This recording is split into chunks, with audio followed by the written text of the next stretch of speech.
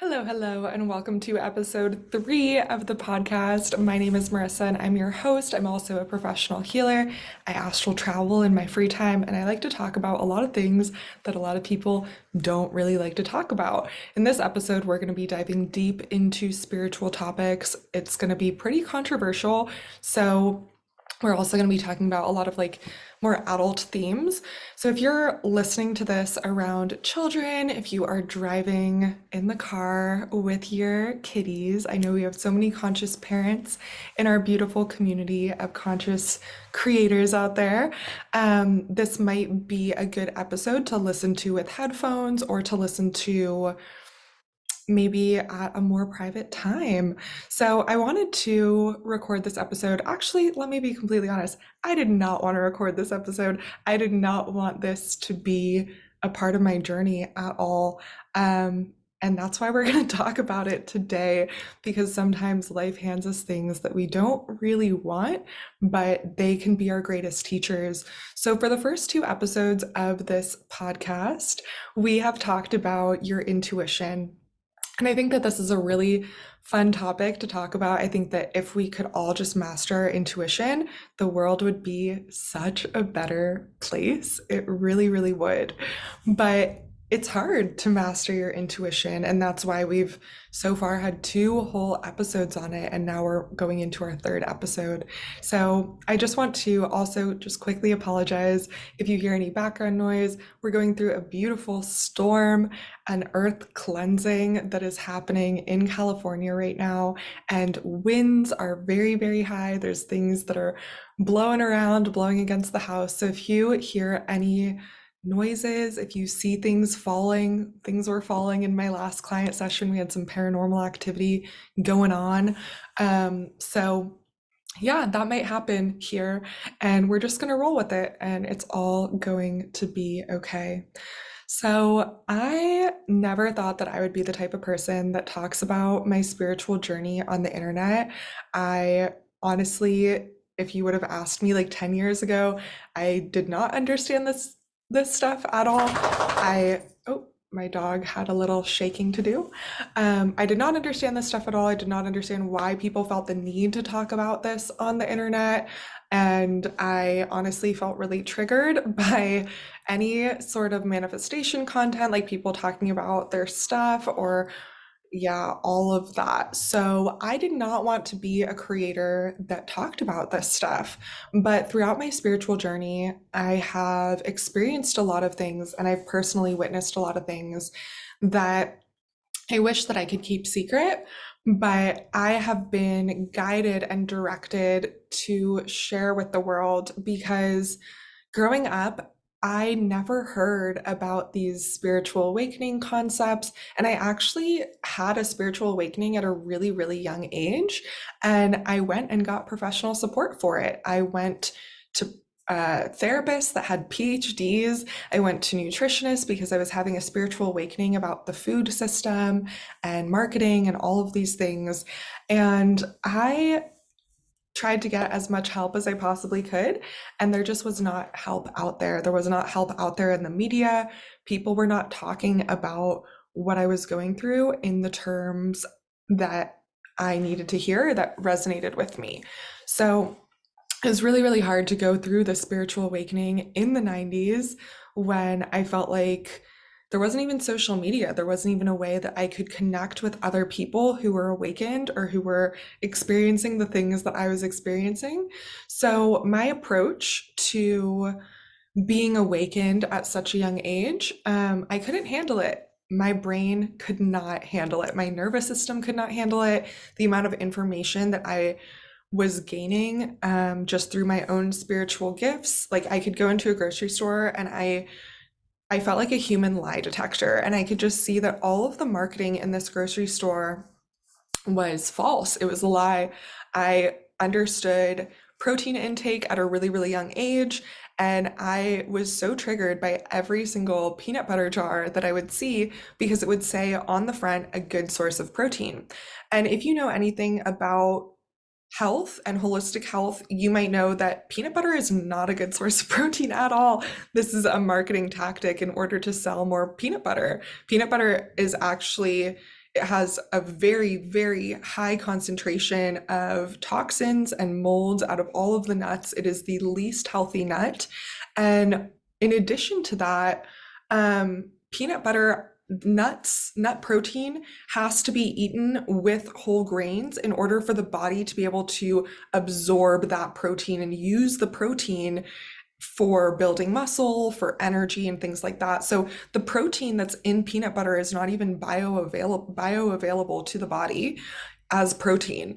Your body is just going to metabolize it as a carb or as a fat. And peanut butter is a really, really good source of fat. I eat peanut butter for the fat. I don't eat peanut butter for the protein. And if I'm going to choose a nut butter, I often choose a cashew butter, walnut butter, or a nut butter that has a lot less mold and toxins and all of that stuff. And so I was aware of this at a really, really young age. And can you imagine a fourth grader or a fifth grader talking to other kids about their peanut butter and jelly and telling them, hey, there's mold in that? Like the way that peanuts are processed and all of this stuff. I don't know why I knew this information or how I knew this information. My parents were very, very health conscious, but my parents didn't know this information. And when I would try to talk to my parents about the information that I was gaining, they did not understand what I was talking about at all, about mold being in peanut butter, anything like that. My parents are amazing. They're very, very smart. We were no contact for much of my spiritual journey, but we have since healed our relationship, which is really amazing. And maybe I'll make a separate video about that. So even though my parents are health conscious, like they wanted us to not eat hydrogenated oils and things like that growing up. I wasn't allowed to have fruit by the foot, but I was allowed to have cereal. I think all different families kind of like make different choices for their kids. And growing up in the 90s and in the 2000s, we all have a little bit more education about like baby food and those sorts of things. So we were told more about dieting than our grandparents were when our grandparents were children, because there just wasn't that much information out there. Diet culture really picked up in the 80s, 90s, things like that. That's when you're going to see a lot of magazines showing fit bodies. And this just wasn't in the mainstream as much as before, in my opinion. So yeah, I did not know at the time that I had psychic gifts, that I was able to literally read a package and I could see what was true and what was a lie as if it was highlighted on the package.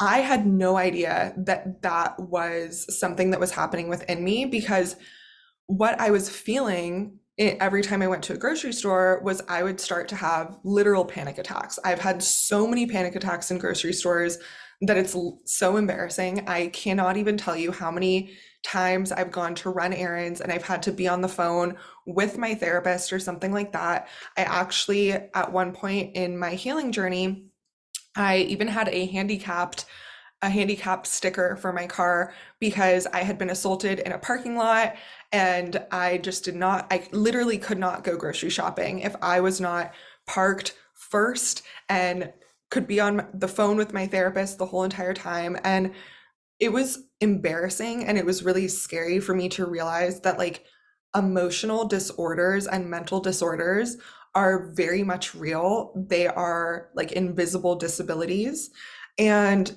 they're so embarrassing. I had so much shame about the fact that I couldn't just like go grocery shopping, and I didn't know why I couldn't do that. And I started to experience this like in my early 20s, being unable to leave the house and just really, really struggling, needing a lot of professional support to just do the basic tasks that are needed in order to take care of myself. And being someone who I was featured on Cosmo at the time, I was living this like double life where I didn't look like I was struggling with all of these things. And I didn't make a conscious choice to live this double life because I did not know when I first started having this spiritual awakening that it was a spiritual awakening. I thought that it was anxiety. I thought that it was depression. I was put in anger management because when you can't solve your inner emotional and mental issues, they come out as anger and behavioral issues or insecurity.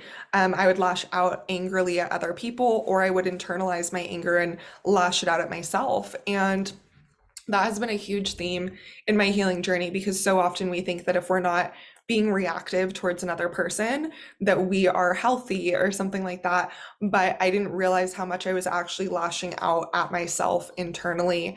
And it took a lot of healing and a lot of understanding to really be able to see that all of these panic attacks and anxiety disorders and all of this stuff was really just a spiritual awakening that was uh not understood, and I couldn't understand it. I didn't even have the words for it. Now that I am a professional, that I've done this work, that I've been a spiritual guide for thousands and thousands of people all over the world for the past 10 years, I still struggle to talk about these things with the right words because we all understand things differently. We all have different backgrounds and we all talk about spiritual topics with completely different words.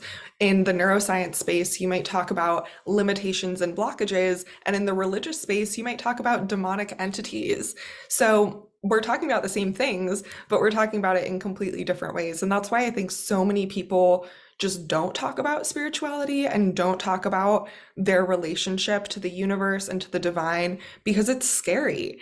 And to be honest, when I have talked about this stuff in the past, I got a lot of backlash because it's really, really easy to misunderstand these things. It's really easy. Yeah, a lot of people just had their ideas about whether or not I should be talking about spiritual things on the internet. And coming from a fitness background, like I was a fitness influencer for so much of my career. And so much of my community and so much of the people that I trained with all the time and all of this stuff, they had no idea that I was experiencing this type of anxiety, this type of PTSD. I was hiding it so well. And all of those emotional and mental symptoms started to materialize in the form of physical symptoms for me. And it just was a really, really hard time. And so I kind of found myself at a point that I actually just wanted to leave this earth.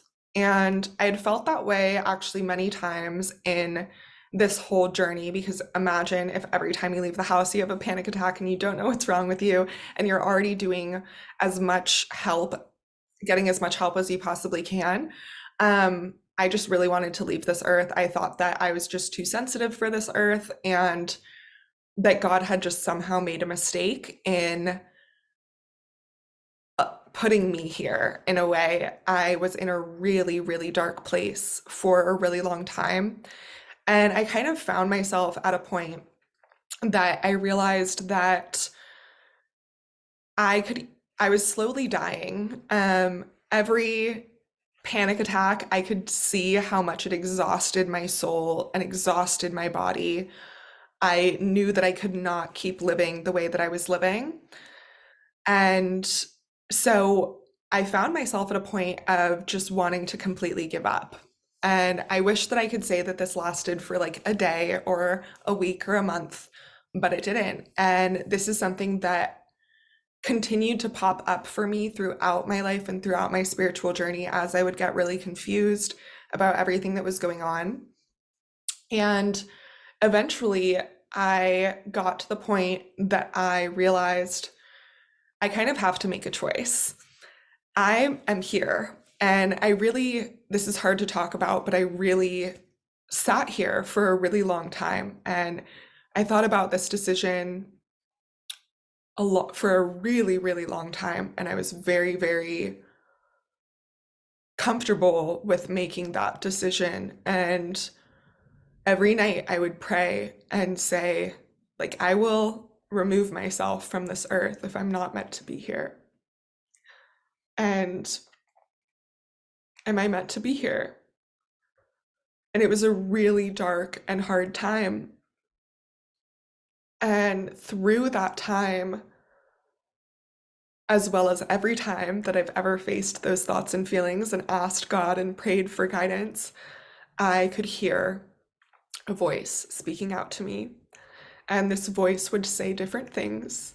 Sometimes it would say, just wait until the morning. Just give yourself another 24 hours. And sometimes this voice would say, ask for help, go hug your dog. Um, there were times that I ended up calling the national hotlines throughout this journey. And you might be wondering right now, how does this have anything to do with intuition? I think that most people are so afraid to talk about what intuition really is. Intuition is sometimes a voice that you would never be able to think of on your own. There were times in those darkest times that there was no way that there was any cell in my body that was going to tell me to just wait it out.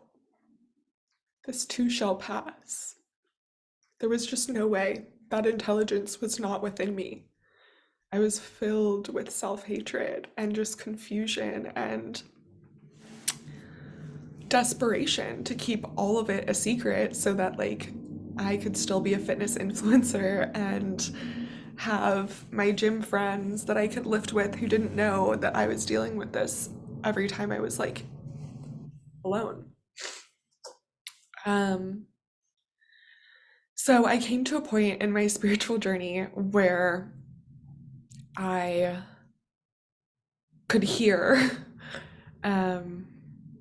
this voice outside of myself. And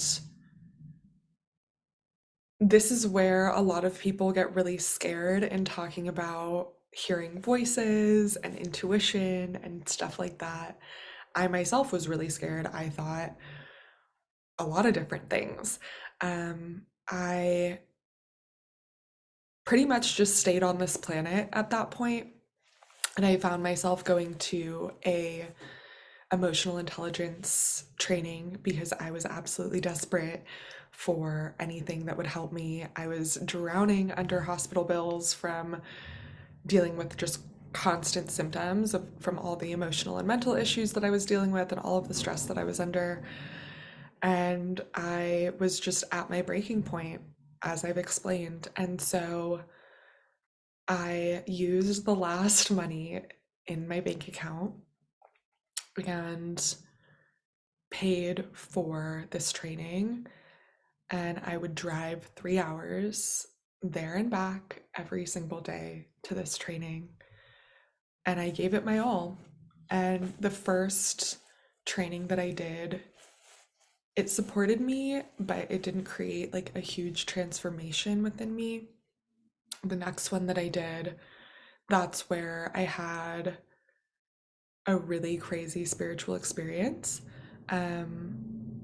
Basically, there was a day of the training that I felt like my soul literally just like came into my body and I could feel my fingertips for the first time. I could feel things I could never feel before. I could see auras. I could see things that I could never see. It was a really, really crazy experience. And I was really scared.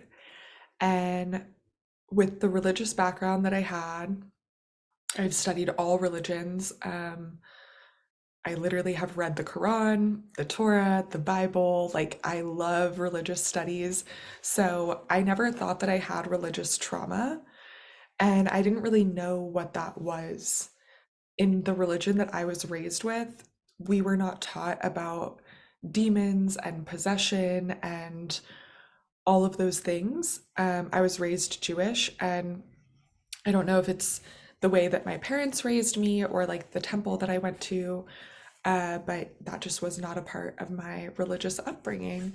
And so when I had this soul walk-in experience, that was something that I had never heard about in the Torah, in the Bible, in the Quran, in any of the Indian temples that I had been in. Um, this was a different thing. Like, I couldn't, the experience that I was having was so far outside of any of the religious experiences that I had ever heard about. And the only time that I heard about someone experiencing like just a completely new feeling like that was if you were kind of possessed. So I honestly thought that I was possessed. I hated having all of these changes happening. I really did not like the change. And of course, I continued to invest all of my time, money, and energy, literally pulling an all nighter every single week in order to study as much as I possibly could, being in mysticism schools, praying for my teachers to show up. Then I would see someone on my feed and literally be like, I don't even know who you are or what you're selling, but I'm hiring you because I prayed for God to show me someone and now I'm in front of you. So you must have the answers for me. So I would hire them and just trust. And I spent so much time, money, energy. Like I fully dedicated myself to this spiritual path because I felt like I didn't have a choice. Without being fully dedicated to my spiritual practices and my spiritual lifestyle, I was fighting for my life every single day. And even while I was being fully dedicated to my spiritual practices and lifestyle, I was still fighting for my life every single day, or maybe not every day, but a lot of the days of the week. So things did not improve when I had this spiritual awakening. Things actually got a lot worse. Um, People think that a spiritual awakening is like this amazing thing. I've even had people reach out to me personally when I talk about my spiritual awakening and be like, do you think you're better than others because you're spiritually awakened? Or like, no, it's something that not everyone goes through. But if you're listening to this, I know that you are going through a spiritual awakening process of one kind or another. And once you start awakening or become aware of the fact that you are awakened to some degree, it's kind of like a snowball effect, and you just keep awakening to more and more things. And spiritual awakening is not like rainbows and unicorns. Talking, listening to your intuition, learning about these subjects, it's not always easy. This was honestly one of the hardest times of my life, and why I'm so passionate and dedicated to supporting others in spiritual guidance and spiritual information, because there's just not that much out there. And not that many people are courageous enough to be this open about the scary things that they've personally experienced that are not even in this world. Like I've now explained all these traumas and all of these like really difficult things that I've experienced, and not one of them was anyone hurting me, attacking me, saying something to me, right? This is all just stuff that was happening within.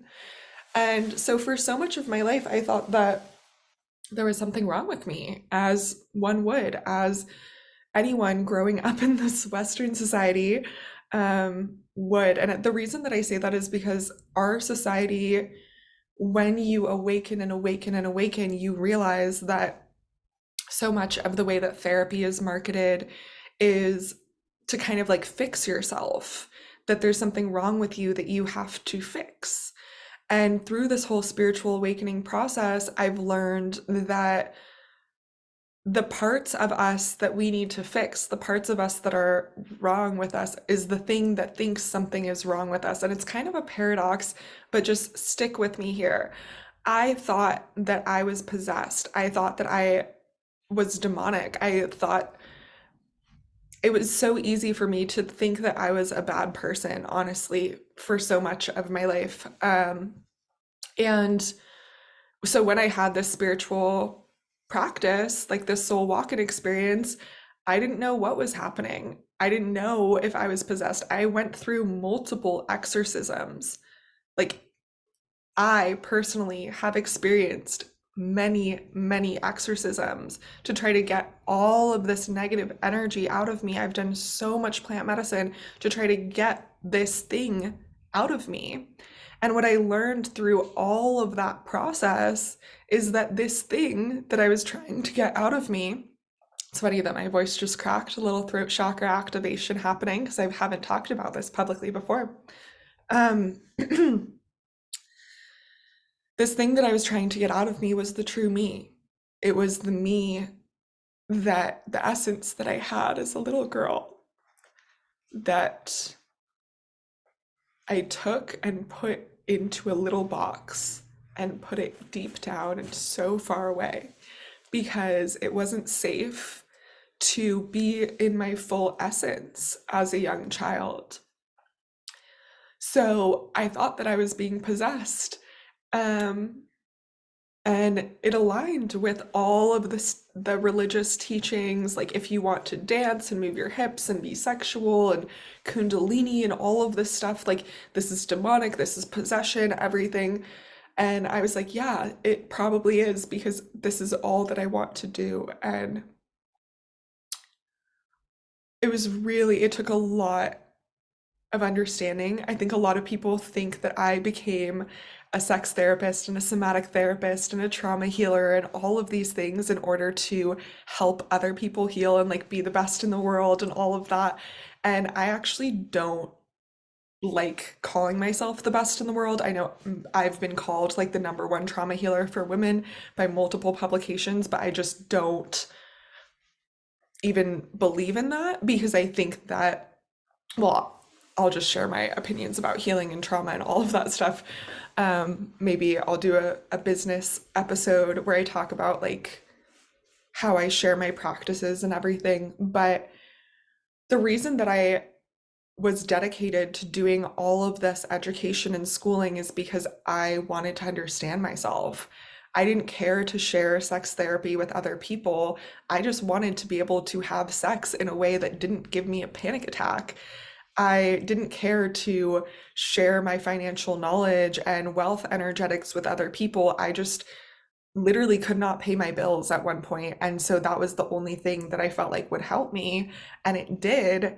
And once I saw how much it helped me, I started incorporating more of these things into my teachings with my fitness clients, and my fitness clients started to see way more results beyond just like their diet and workouts and weight and confidence in the gym and confidence with themselves. And I realized that I was a lot more passionate about that. I'm a lot more passionate about talking about the things that most people don't want to talk about. And I think that it's very, like, I've never talked about this. So, of course, people don't understand what would lead someone to invest all of their money into mysticism schools or all like pulling all-nighters consistently for years just so that you could learn all of this information.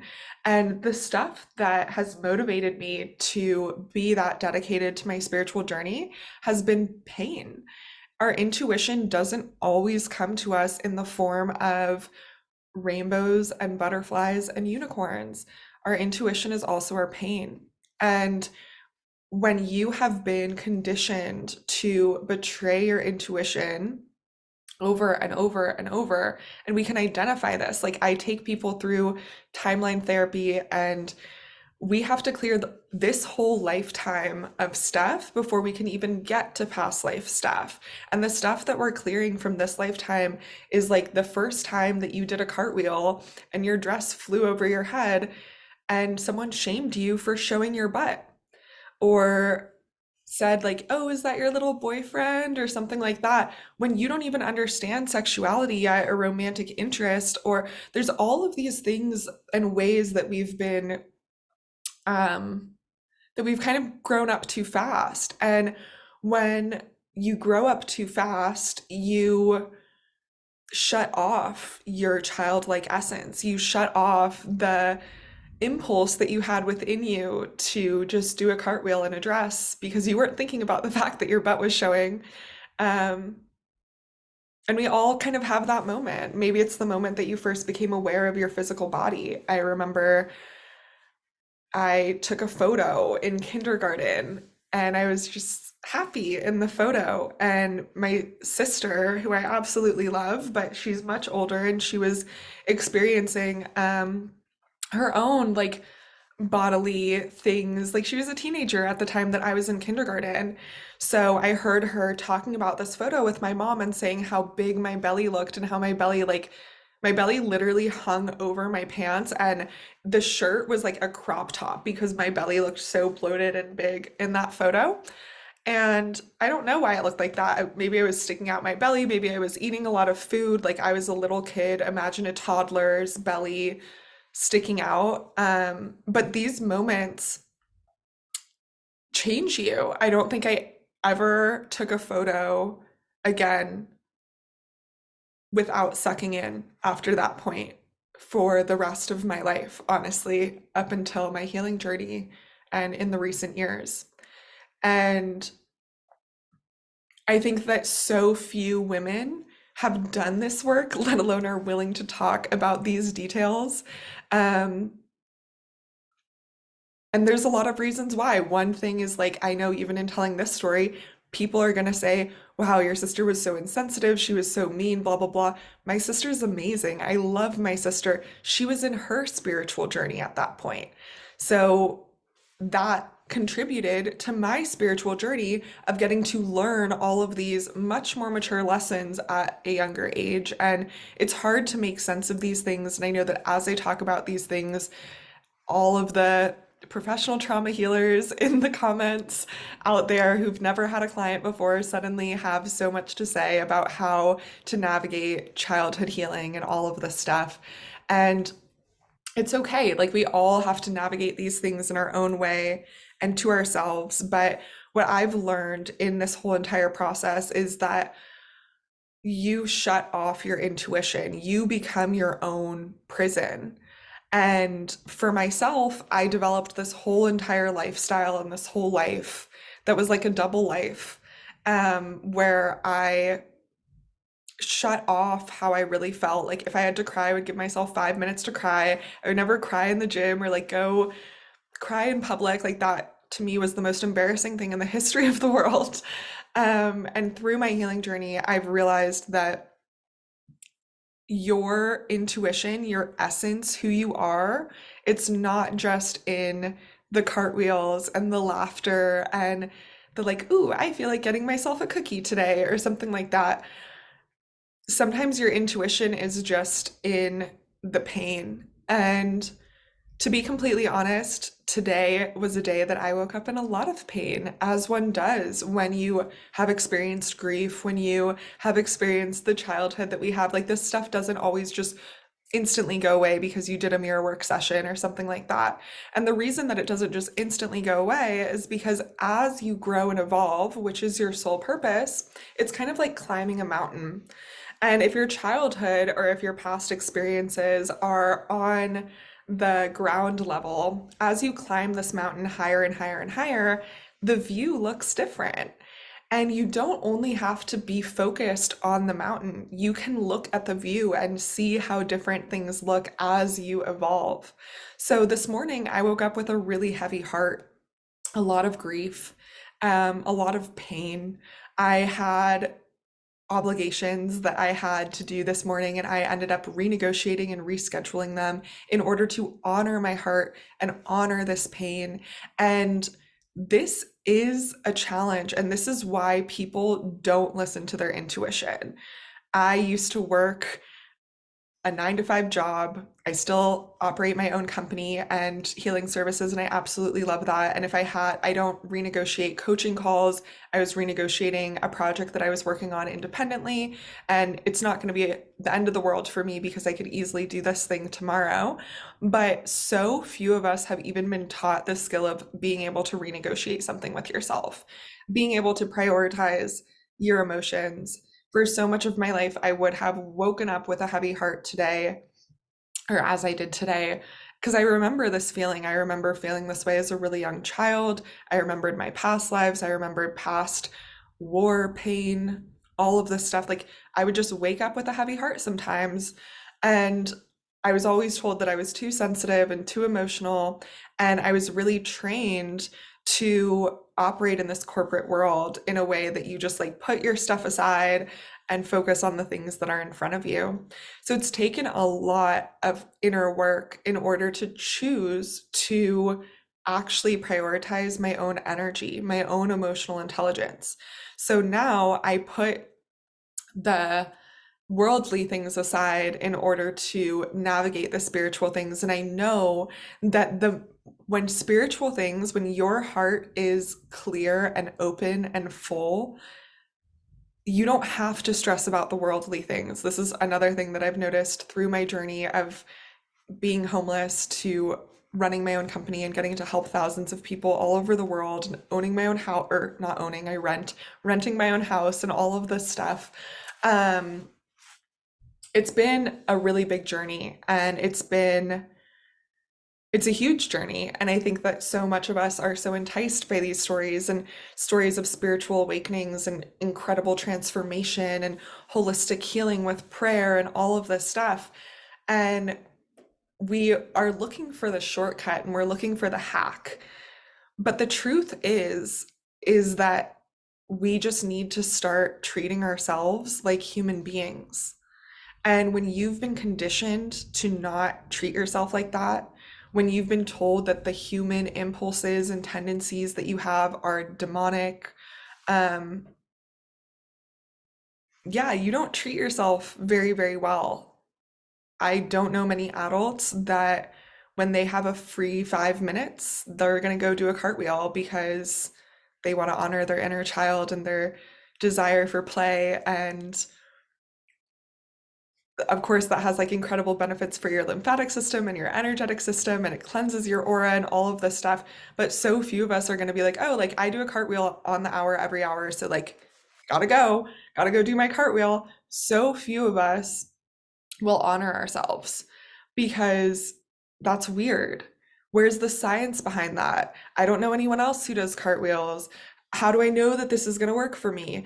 Like, we get in our head, and this is where we've taught to reside. This is where we've taught to be. But the truth is that your intuition is in your heart. And so it's been a long, hard journey from the point that I had my first soul walk-in experience to being able to sit here and talk to you about this today and knowing how to listen to your intuition. And this isn't something that I could have learned in a book. This isn't something that anyone could have taught me how to do, because what we're talking about here is emotional intelligence and spiritual maturity. And these things are not things that you just get from a workshop. Of course, a workshop can help you, a podcast episode can help you so, so deeply, and it can help validate you so that you can have the fuel and the energy to start to change your life and evolve things along.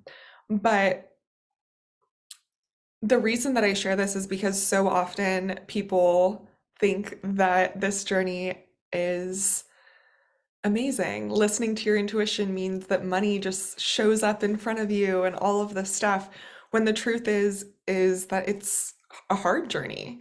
It can be hard to do something that you've never done before. It can be hard to dress in a sexy way when you've been told that modesty makes you a good person and dressing in a sexy way makes you a bad person. For myself, I'm actually going through a modesty journey right now. When I left my religion, I did so much deconditioning work and allowing myself to embody sexy energy.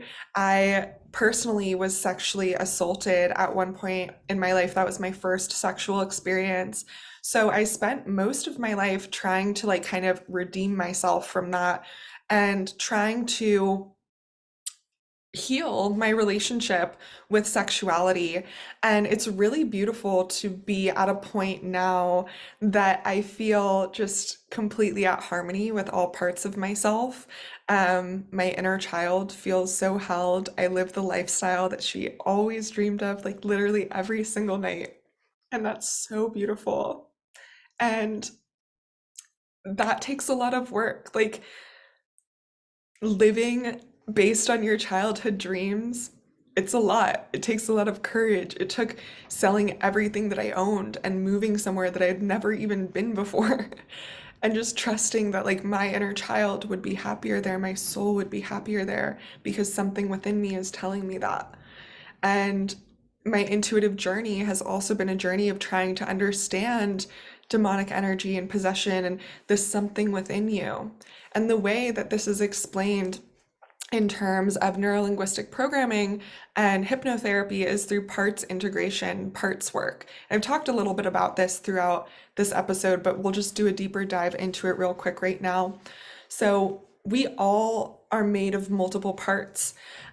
We have our inner child that just wants to cartwheel and show her butt to the world because she has no shame about doing that and it's not embarrassing for her. We have the part of us that is just happy to be in a photo with our friend and doesn't even think about the fact that your stomach is sticking out or that could look embarrassing or something like that. And then there's the other part that is like, ooh, what do I look like right now? Let me assess the situation, let me manage, et cetera, et cetera. We might have our middle school part, the part of you that thinks of things through the lens of your middle school perspective. We might have the part of us that always wanted to be a teacher's pet and for some reason just has this urge to prove ourselves or something like that. So there's all of these different parts of us. And one of the easiest examples to see our parts in conflict is if you're ever really tired, but you need to clean the house. Um, then you'll clearly see, like when you're sitting on the couch, there's the part of you that just wants to be tired and just wants to rest. And then there's the other part of you that's like, get up, go, you have to go clean. And most of the women that I've worked with and spoken to in my whole entire life have really struggled with rest. And what we're really struggling with here is parts integration. We also really struggle with listening to our intuition. Again, we're struggling with integrating these different parts, excuse me. So what's happening is that two parts of you are in conflict with each other. The part of you that wants the house to be clean and the part of you that wants to save your energy. And most of us don't know how to navigate these conflicts. Most of us, whether you grew up with siblings or without siblings, maybe you saw childhood issues being handled a certain way, and that's probably the way that you're going to handle the issues amongst the parts of yourself. So I noticed that I would just yell at the different parts of myself, that I would let them fight it out, yell at each other, that I would let them just be in conflict with each other. And when all of the parts of you are in conflict with each other, all of them want different things and can't sort it out together, then you are going to feel probably like leaving this earth, or that's personally how I felt a lot. Just the nervous system cannot handle that much conflict. The nervous system is an extension of the brain. This is the part of the body that it's the like inner skeleton of the body, our nerves. It goes through the whole body. If you look at the nervous system, you can see your whole entire body, and it's sending messages all throughout. And when you are in mental conflict with yourself and it gets so big, this conflict is dissipated throughout the body. The rest of the body starts to try to handle this conflict with you. And when this happens over a lot of issues in a short amount of time, and you're not able to regulate yourself, to regulate your nervous system in between those parts getting in conflict, you can have a panic attack, which is something that I used to have all the time. And that's what I was talking about earlier in this episode. And people who experience this can have a lot of insecurity and a lot of shame. I even was talking to someone like, again, I'm a professional healer. I've been doing this work professionally for a really long time. And I was talking to someone really recently who's I thought they were knowledgeable about this work. And I asked them about panic, PTSD, emotional intelligence. And they literally said word for word to my face, are you talking about crazy people? Only crazy people have PTSD and panic attacks. As you can see, when people show you who they are and the intelligence level and the consciousness level that they have, believe them. This is someone that I thought was a really close friend that I obviously we don't have the emotional intelligence that I thought that we had. And when you are in this spiritual awakening journey, you experience a lot of those types of things as well. I didn't even think that I was going to talk about friend conflicts here, but they just come up. Because as you're healing and as you're doing the right things for you, every time I would have an exorcism, I would lose friends immediately.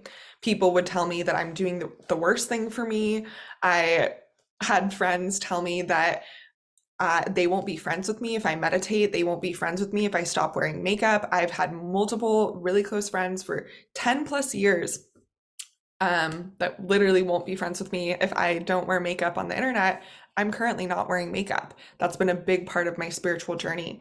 So when you are so dedicated to your values, your evolution, yourself, it is going to ruffle feathers around you. And this can be really painful when you have enmeshment with these people and when you have like your own beliefs. That honestly really shocked me in that moment. I felt really instantly dysregulated when this person said, oh, like a crazy person. And you could say that I felt like triggered in that situation because I wasn't expecting that at all. It's been so many years since I've ever heard someone use the R word or the C word. And these are such harmful words. And I can't wait. I really cannot wait for the C word to be in the same category as the R word. You just can't call people that. You can't call things that. That's not emotional intelligence. That's not appropriate at all. And as I say that, I know that we are going to live in this world with people who do call these things crazy, who do lack emotional intelligence and understanding of what contributes to a panic attack or stress or procrastination.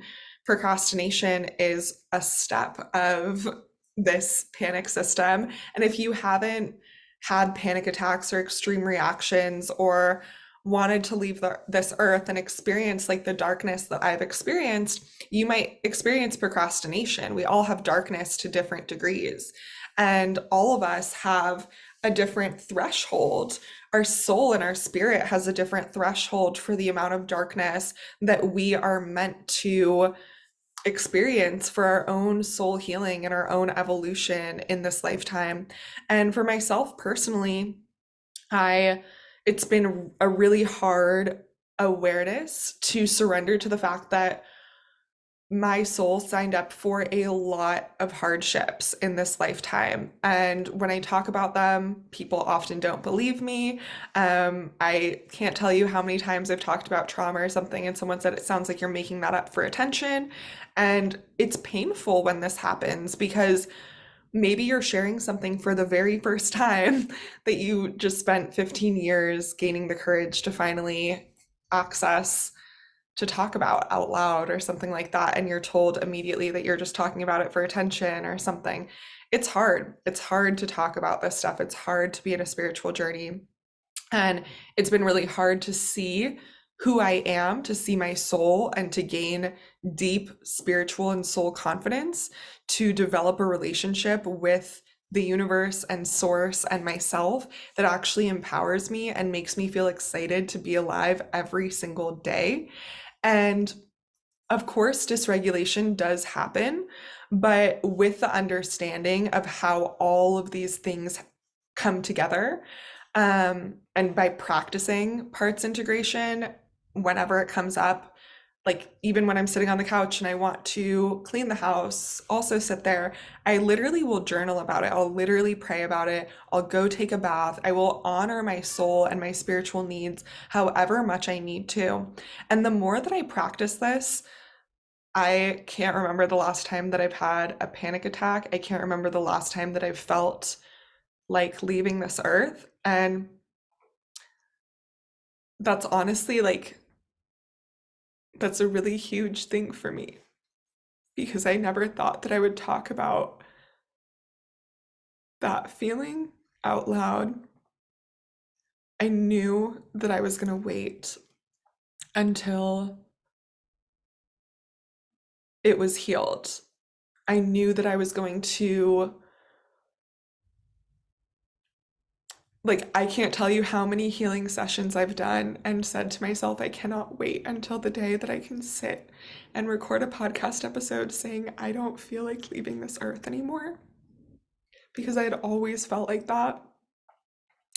And throughout this time that I had always felt that way, um, I was being featured in Cosmo. I was a fully sponsored athlete. I looked amazing. I had so many clients. Like, I was in college. I did really well in school. And I'm just so grateful to be here because I think that so many people like myself are like really, really high achievers. And on paper, you cross all the boxes or whatever it is. Like, no one would worry about you. But on a deep, deep level, um, you wonder, like, why are people not worried about me? Because I'm worried about me.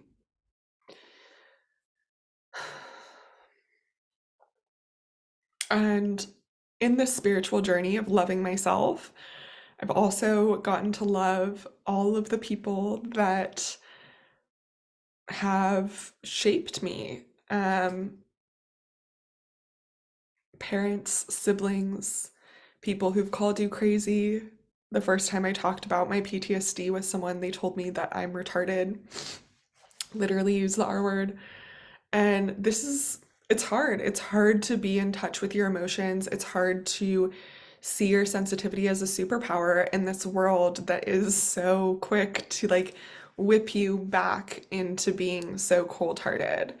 And I just am so proud of myself for never ever letting the world close me off.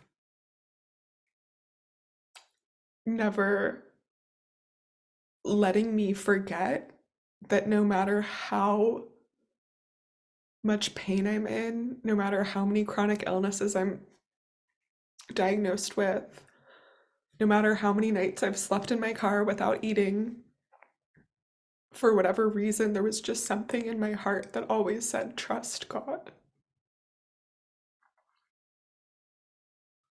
I wouldn't have even said God, but it just said, just trust. If you're breathing, just keep going. This too shall pass. This too shall pass.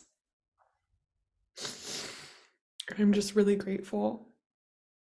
I'm so grateful for my intuition, and I think that our intuition is the thing that saves our life when we need it most. Our intuition is heaven inside, it's the God within.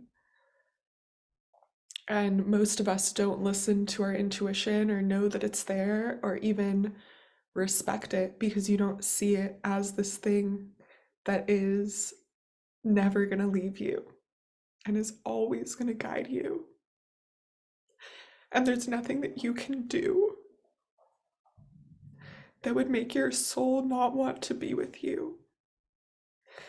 So it's been a really crazy journey of experiencing soul fragmentation throughout so much of my life and realizing that all of this healing work and past life regressions and all of the stuff that you go and do, they're all just practices of allowing your soul to come back to you and not feeling scared of your soul and feeling dysregulated and like, oh my gosh, that's a demonic possession when you feel your intuition.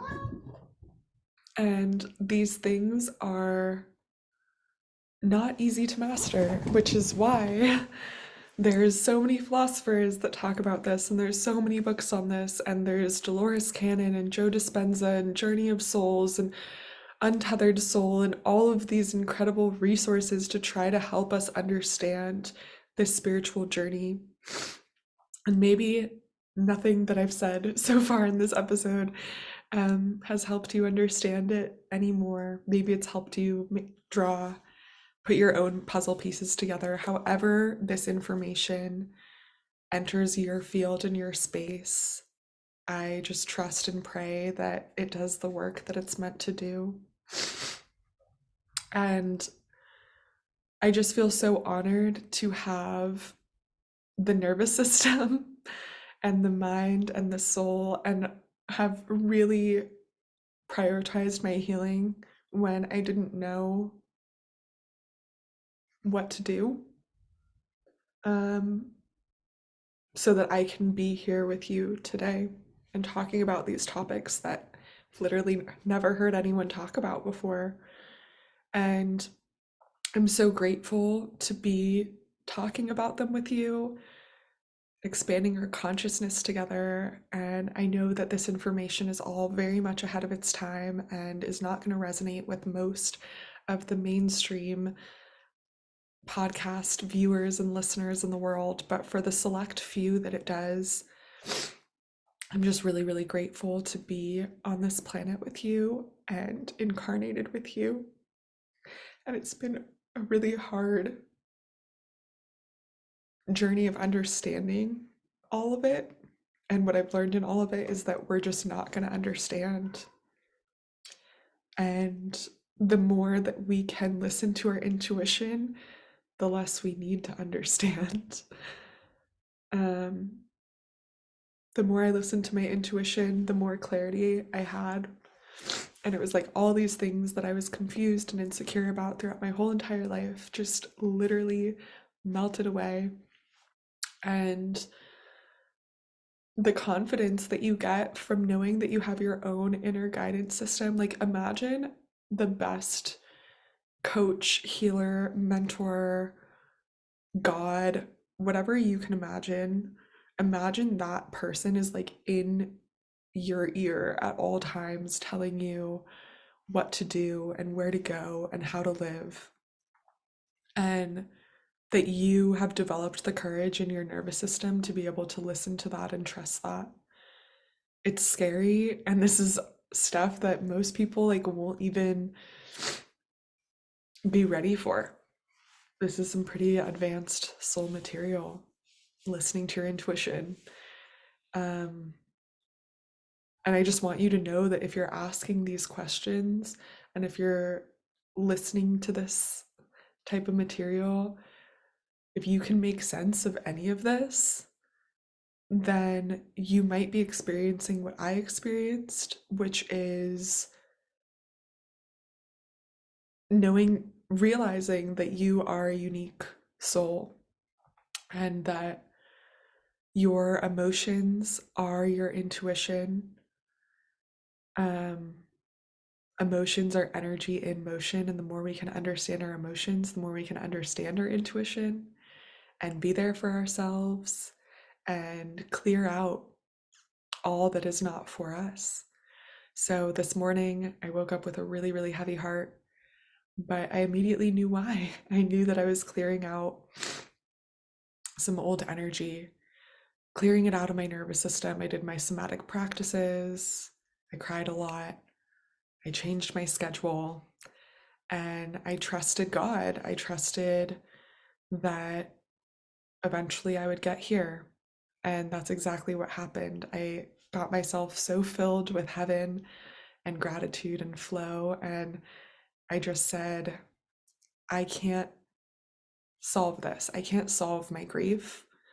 So, God, please guide me. Please help me. I let go and I let God. And I somehow got the energy and the clarity and the motivation and the inspiration to not only complete some amazing coaching calls today, to meet with my team, but also to finish the day off by sitting here with you talking about one of the most sacred things in my own spiritual journey and on my heart. And yeah, this is, I've been so scared to be here with you. And it's just a reminder of how much the brain lies to us and tells us that things are so much harder than they have to be, when the real challenge is just the ability to cultivate heaven within. Because when you can cultivate that, when you can honor those heavy heart feelings, the positive feelings, when you know what prayers to use, then you are always in your divine alignment. You always have the energy to do the things that you need to do. You're no longer stuck in conflict with yourself. You know how to mediate the conflicts between your parts, which some people call reparenting or deconditioning, whatever you want to call it. It's just a really beautiful honor to be on this journey with you of like peeling back the layers of who we are not so that we can be who we truly are. And the person that we truly are, like that thing that's underneath all of these layers, I thought that we had her under all these layers because she sucked, because she needed all of these layers to interact with the world. And I didn't realize that it was just the world I was trying to interact with before was just not the world for me. The person I was trying to be before was just not me. The friends I was trying to have before were just not the friends for me. And it's not that this thing that's deep inside really sucks. That thing deep inside is actually heaven on earth and just the most sacred, amazing part of myself and of yourself. And the more that we can gravitate towards people and places and podcasts and things that make us remember that self, that inner light, the essence of who you are, that's all we have to do to heal, which is just so beautiful. Just continue to remember who we are, continue to come back to truth. I thought that being a truth seeker made me unapproachable and unrelatable. And maybe it does in a lot of ways, but the more that I ask myself, like, what is true in this moment, the more I can come back to my soul's truth and literally bring the essence of myself into me. And that is what embodiment is. I was trying to do embodiment, I was trying to do all of these things while experiencing soul fragmentation. My soul was not fully in my body until I had that walk-in experience. And that's why nothing was working. So I cannot stop talking about spiritual maturity. Obviously, this episode, I'm sure, is a long one because spiritual maturity is just something that we all need, and we're afraid to talk about it. I don't even think organized religion really talks about spiritual maturity, the gift of discernment, being able to understand your own soul path, soul fragmentation, all of this stuff. I had to go into ancient indigenous studies in order to understand how to heal myself, which also was controversial in itself because why are these studies secretive? Why are these studies hidden from the mainstream public while so many in the mainstream public are experiencing soul fragmentation and black gut and all of this stuff? I will say, just because I mentioned black gut that right there, if you have a gut microbiome imbalance, which I was experiencing, you will also experience soul fragmentation to some degree. The messages that are able to move from your heart to your digestive area to your brain, there's just an error in that. It's kind of like the machine is broken in a way. And so I did not have my soul walk-in experience until after I did like a lot of really extensive dieting, cleansing, detoxing. And I hated those words as well. So I didn't really want to talk about that because I didn't need other people to do the things that I was doing. I just needed to do them for myself. And now that I can see how detoxing my body completely regulated my nervous system, and without a regulated nervous system, my soul would have never felt comfortable and courageous to re-enter my auric field, and then I would have never been able to understand my spiritual gifts and heal my childhood traumas and all of this stuff. Like, all of these things really do go together.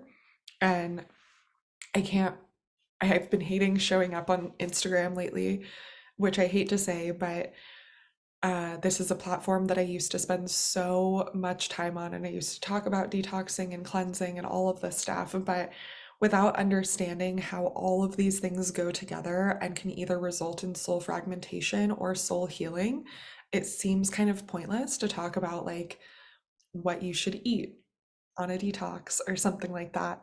Um, yeah, and a lot of us are experiencing these symptoms, like soul fragmentation symptoms, and we don't naturally gravitate towards doing a detox. We naturally gravitate towards reading a book or something like that, which is completely natural because sometimes you need ideas of what to actually do. Sometimes you won't even think to do a detox until you listen to a video like this where I talk all about my soul fragmentation and how I couldn't listen to my own intuition before doing a detox.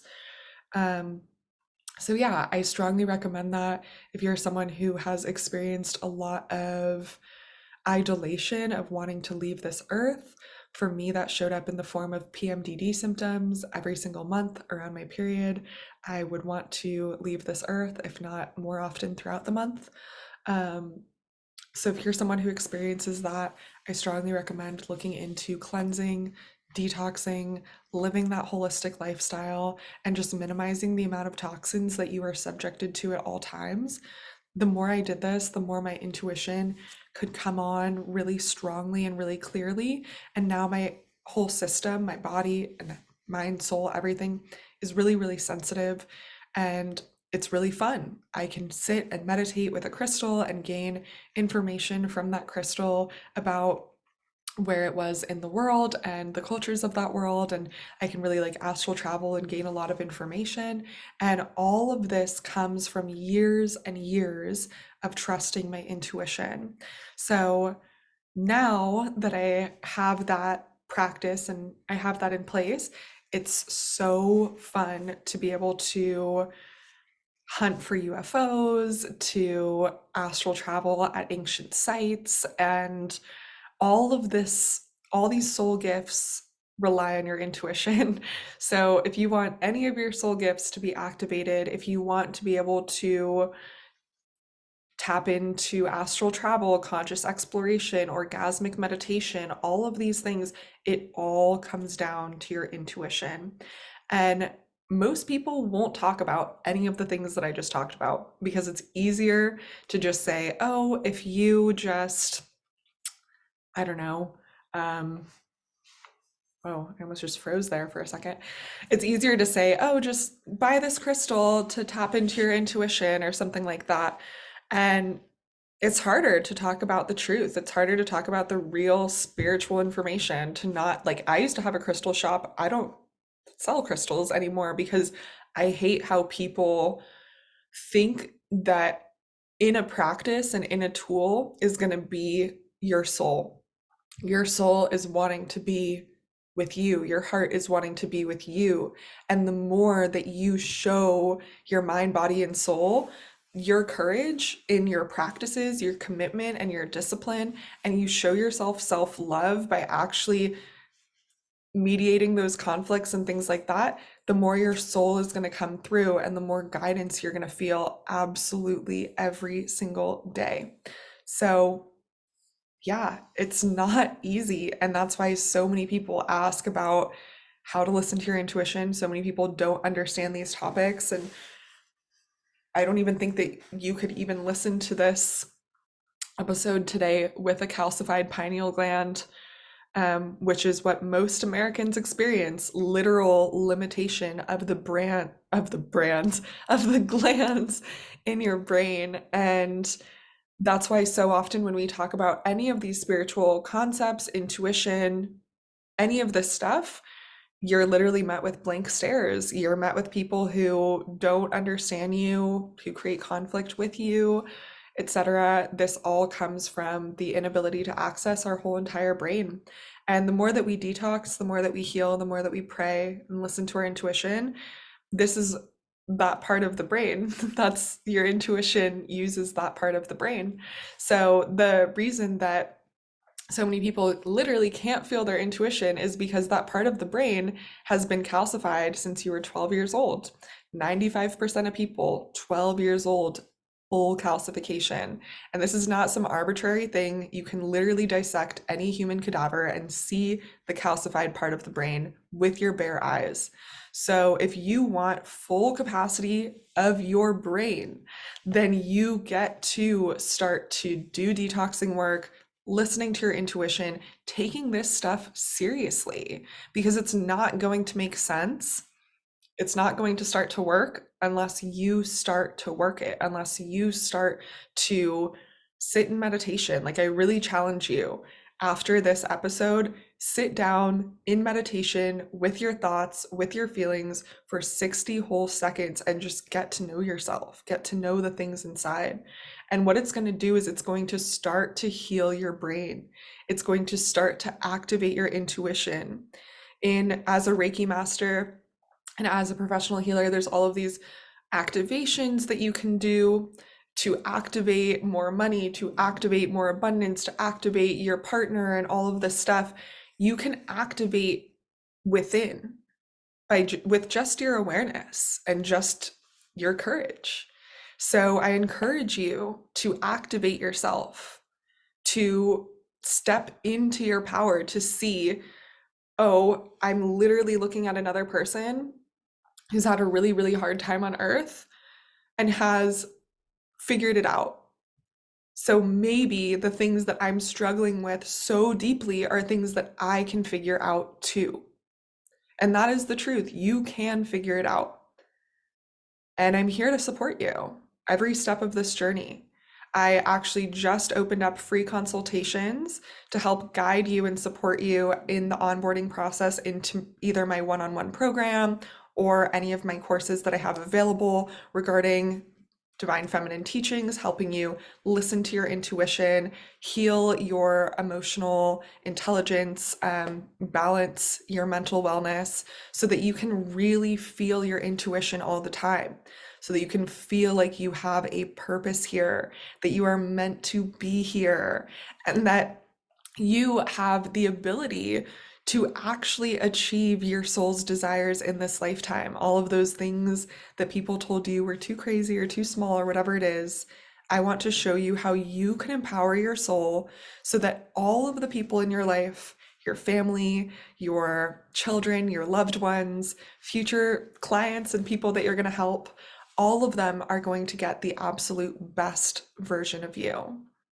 The version of you that is the most authentic and easy to be, the version of you that every single night when you lay down, you don't think about all of the embarrassing things that you did or said that day, because you just feel confident in your soul. You are at peace between your mind, your body, and your soul. And by focusing on these things, the results are exponential. I've seen so many people 10x their income, start their dream business. Even just today, I was supporting a client who I've worked with for an entire year, who had her own spiritual awakening of her soul gifts, decided that she wanted to start sharing them with the world. And in our year of working together, I actually fully certified her and set her up with personal branding strategy. So in her first month of business, she achieved her ideal income, which is crazy.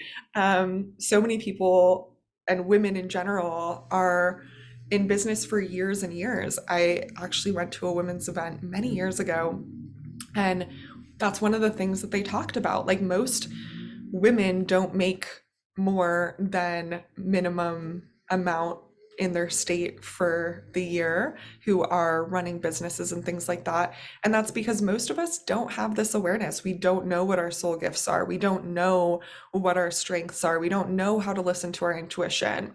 And even though that whole entire process has been so, so amazing, I'm not going to say that there were absolutely no hardships in it. Through that whole entire year of us working together, there were multiple limitations and blockages that come up, as they naturally do. Because when you decide to start living life 100%, when you decide to stop doing things with your half ass and start doing things with your full ass, life starts happening. Conflicts happen, life happens. And that is when you're truly tested on your relationship with your intuition and with your inner guidance and all of these things. And when you have all of those things, your intuition, your soul, your inner guidance, your activated gifts, it is just so easy to see all of these results in this world. It's so easy to manifest. You don't even have to know what you're manifesting. Um, and yeah, I literally have chills right now as I'm sharing this story with you because I think so many of us haven't been told stories like this. So many of us have been told how hard it's going to be and how much hard work things take. And most people who reach out to me about healing, that's the first question. How much work is this? And it's such an honor to be able to share with you that literally in just one session, you can make a year's worth of progress. Quantum healing is said to equal 10 years of talk therapy in just 1 hour. So it's really, really beautiful because I'm not talking badly about therapists at all. I love my therapist. I work with many therapists, and many of the clients that I work with also have therapists themselves. Sometimes just talking about this stuff isn't enough. And you have to learn the practices that help you be about it, that help you actually feel that inner guidance. You need to learn those tools that could really help you. And I've worked with many people who also have religious ideologies and lifestyles. When we talk about certain tools, like for example, tarot cards, we will uh, like I've worked with very, very religious people who in their religion it is against tarot cards. And together we explored those topics and explored whether or not that tool would actually be necessary and useful for them in their spiritual journey, and determined that it was not, and it was a giant distraction. So not only did they have to just blindly follow the teachings of their religion and their studies, but they could go out and learn for themselves. And this is what I'm so passionate about when it comes to conscious exploration and psychological safety, honestly, is the ability to know for ourselves, the ability to feel like ourselves. And this is a gift that we all can give ourselves if we believe that we are worth it. So, thank you so much for letting me share not only my entire beautiful spiritual journey with you, but also the work that I feel so passionate about every single day today. And thank you so much for being a part of this community and a part of this journey. Thank you for uh, being in my master classes and just being in this journey with me. If you have been in this journey with me so far, and if this is your first episode or video that you're watching, thank you so much for doing the inner work that you've needed to do up until this point in order to be ready for this information. And maybe that inner work is just hating this earth up until this point. That's okay. That's completely okay. That's inner work too. It's an honor to be able to share the heaven within that I have cultivated and created, and to be able to help you cultivate and create heaven within yourself too. So thank you so much. If you're not already subscribed, commenting below, very active, be an active follower. I know that it might seem like I'm just talking at you, but trust me, I really do read all of those comments and I feel them in my heart and in my soul. And I just really appreciate you. So thank you so much for taking the time to expand your consciousness with me here today. And I'm really excited to tap into even deeper levels in our next episodes.